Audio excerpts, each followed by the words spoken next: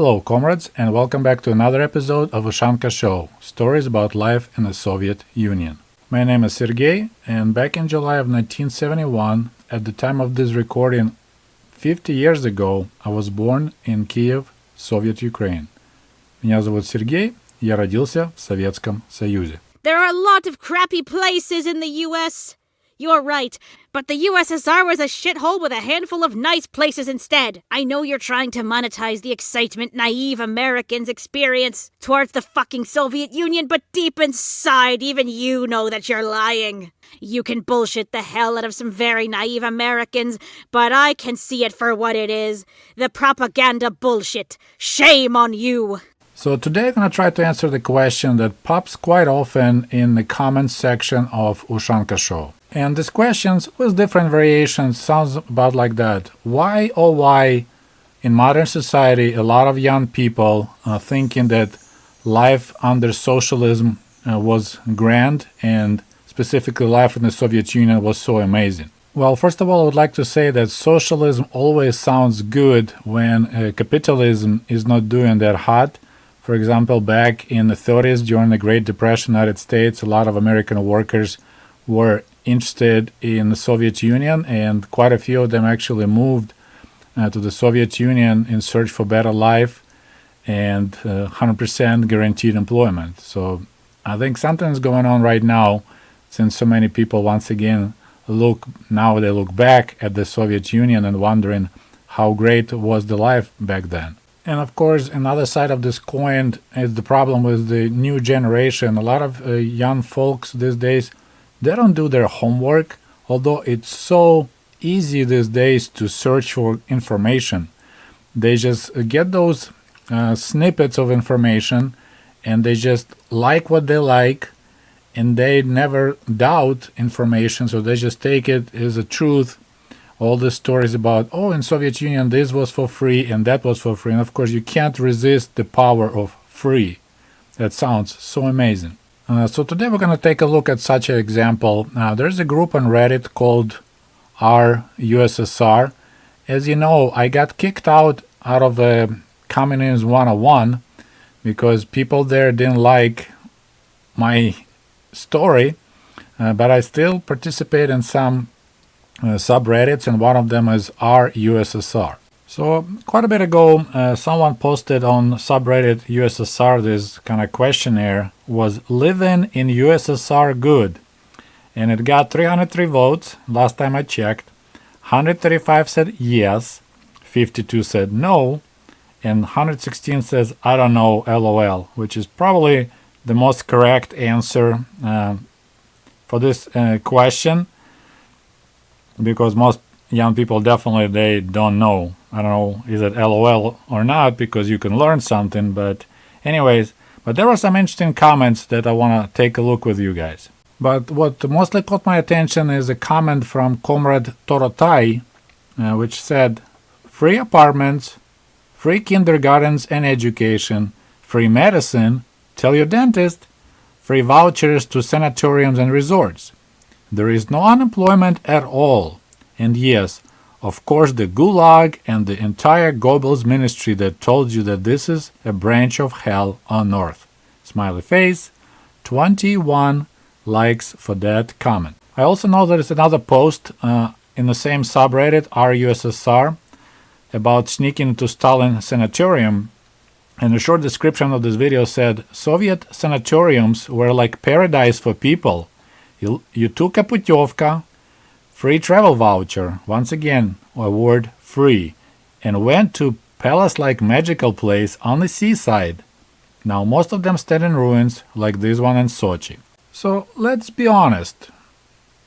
Tell me, would you refuse to live in a society that offers you free housing, free kindergartens, free education, free medicine, free travel and vouchers to resorts, 100% employment all the time? I mean, that sounds amazing. Would you refuse free ice cream, even if it coming from the unmarked white panel van? Of course you still want that ice cream, right? But the main problem with this statement by Comrade Torotai, that out of 5 freebies that he claimed existed in Soviet Union, only one was the correct. The rest was totally not correct statements. So let's work through it and I will explain you why. Free apartments in the Soviet Union! Wrong. Это неправда. Every Soviet citizen who was lucky to get an apartment had to pay квартплата, квартирная плата, apartment payment, so pretty much he had to pay the rent. Квартплата was based on the size of the apartment, and since apartments were quite tiny and government subsidized this rent, it was pretty affordable. About 10% of your salary, of not a family but a single person. So if you make about 130, 150 rubles a month, you will be paying around 10 rubles, sometimes more, sometimes less, depending on the size of your apartment. But once again, it wasn't free. You had to pay rent to live in an apartment. So while our housing costs were quite reasonable, pretty cheap, they still weren't free. And in case of my family, we had a choice or to wait 20 years to get an apartment with affordable rent, or to buy a кооперативная квартира, cooperative apartment. The cost was, I believe, around 15,000 rubles. So we ended up having pretty much Soviet mortgage, and we paid 60 rubles a month, which was pretty much about 50% of my mother's monthly salary. Alright, so back to our comment by Comrade Taratai. So we talked about free apartments. Next one is free kindergartens. Бесплатный детский сад. Wrong again. Это снова неправда. Kindergartens in the Soviet Union weren't free. Soviet parents had to pay for their children to go to kindergarten, to go to детский садик. And the cost was similar to actually to apartment payment. For a kid, it was from 7 to 10 rubles a month, which doesn't sound like a lot, but if you think you're making 150 rubles a month and you're paying 10 rubles a month for your kid, so trying to always to compare. So if you say if you're making $3,000 per month, it will be times 20. So you're paying $200 a month for your kid. You make $3,000 a month, 200 goes towards the daycare or childcare. It's not expensive, but it's not free. It's actually a decent chunk of money, especially if you have several kids. Now, we had several exclusions. For example, some large factories had their own childcare centers, their own детские садики, so that would subsidize the fees. So usually if you work at the factory that had its own childcare, you pay only 30% of the cost, so about 3 to 4 rubles a month. And also parents that had more than 3 kids, I believe government would subsidize as well, and probably even could have it for free. But I only knew one family among all my friends in Kiev that had 3 boys. Otherwise, most families were 1 or 2 kids. But once again, if it's cheap, it doesn't mean free. So to claim that in Soviet Union we had free kindergartens is just plain lie. Because, as I said, if you pay $200 a month for childcare, you're having a great deal, but it's not a free childcare. Your grandma can provide you free childcare, but if you have to pay $200, it's definitely not free. Alright, so let's go back to our comments. The next freebie is free education. Well, here I have to agree, yes, in Soviet Union there was free education, but there is always but, right? I mean, free education, it's kind of a wishy-washy statement. I live in the United States and all my kids went to school, middle school, high school. We never paid for that. It was technically free education too, right? Except, everyone is paying property taxes that go into the paying for schools. So on that level, United States also has free education. So the difference in education between Soviet Union and United States starts at the higher education, right? So if you go to the trade schools like Technikum или ПТУ in Soviet Union, or you go to college, like institute and university back in the Soviet Union, yes, we didn't have to pay for it. And in fact, if you were a good student, you would get a stipend if you had good grades. So that was, of course, a huge difference. But meanwhile, think about the United States. You also could get a free education, free college in America. You just need to join military force, go Navy, go Marines, go Air Force, and 3 to 6 years later, after you're done with your military service, you'll get free college. So somewhat there is a way to get free education in America as well. The difference that in Soviet Union, quite often after you're done with free college, then you need to spend 3 years. You'll get sent somewhere in the Soviet Union where they need a teacher or they need doctors.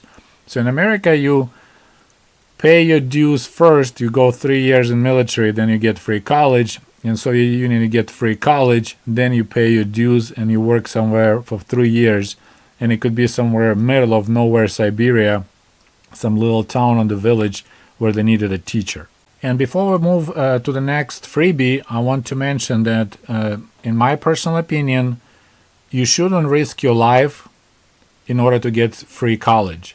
You shouldn't get risk to get killed somewhere in Afghanistan or Iraq or who knows where just because you can't afford college. It's just my opinion. All right, so back to our comment by Comrade Toratai. He talking next. Free medicine. Tell your dentist. I think Toratai is not a native English speaker. I think he was trying to say free medical service.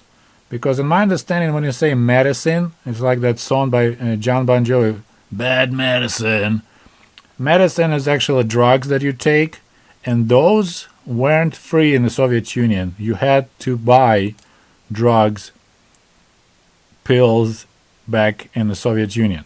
But if he was trying to talk about free medical service, then yes, in Soviet Union we didn't have to pay for medical service. I mean, it was a good idea to bring some kind of bribe to a doctor to get a better service. But generally, it was free of charge. Of course, quite often you had to spend a lot of time waiting in line. That's a classical way of, if you're getting sick, you go to local poliklinika, so like walk-in clinics, and you sit in line for 30 minutes, sometimes 2 hours. Dentists were famous for having very long waiting lists, waiting lines, but it was free. There's really can't say anything about it. When I had a surgery in my foot when I was like 6 years old, they asked my dad to donate blood, and they took a lot of blood out of him. He was really weak for a couple of days after that. But otherwise, yes, we had no fees for our medical service. But, as I said, our medicines, we had to purchase our pills. And back to our favorite comment. The next freebie was free vouchers to sanatoriums and resorts. And vouchers, that's what we call putyovka. It's almost like traveling package. And when we're talking sanatoriums and resorts, most of those were located at the Black Sea. So he claims we had those also for free. Wrong. Товарищ Таратай врет. So once again, we have here a completely false statement. There's an alternative fact. So no, it's not truth. We didn't have free putyovkas to resorts. People had to pay. And the difference is that if you were a labor union member, then you could get a nice discount and pay only 30% of the cost. So that's why it became affordable. But once again, it wasn't free. We even had that poster back in the Soviet days. It's kind of like way back, probably in 50s, with advertising of Сберегательная касса, savings bank, and it says right there, накопил, путевку купил. I saved money and I purchased путевка. So if you have to save money, it's definitely you're not getting a free voucher to resorts. It sounds like it's quite pricey if you have to actually open savings account to purchase a free voucher. And another problem with those vouchers, trips to resorts on the Black Sea, that they were in short supply because a lot of people wanted to go, and you had to wait as well. My family managed to get such putyovka only once. We went to the Azov Sea, not the Black Sea, which was like a premium destination. Azov Sea wasn't that good. It's more shallow. Water is not beautiful blue. It's kind of murky. But that's the only thing we could get through my dad's work. And we spent almost a week. We had a good time. But after talking for a while, we decided it's not worth it. We really like to spend our vacation up north in Chernihiv region because it was more fun.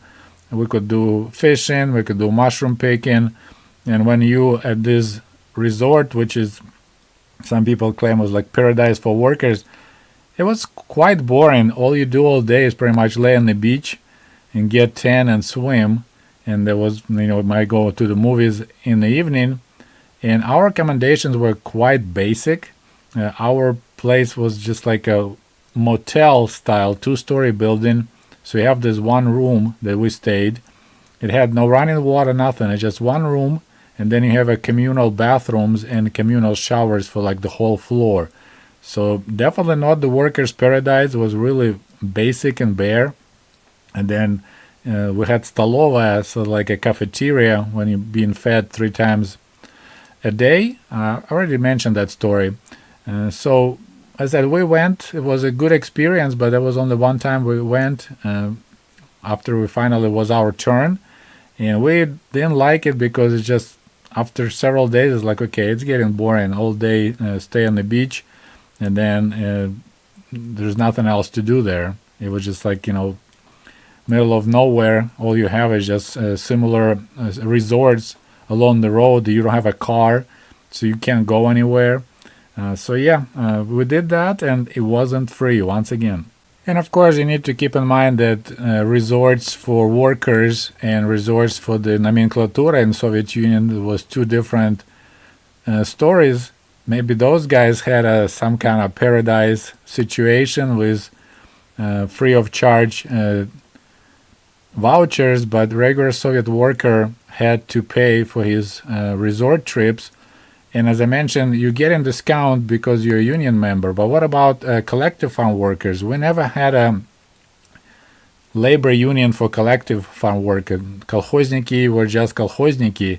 So if they wanted to go, they had to pay the full price. And it wasn't cheap in that case. It wasn't subsidized. It was quite expensive, especially considering that fact that Soviet collective farm workers didn't get paid a lot or didn't get paid at all.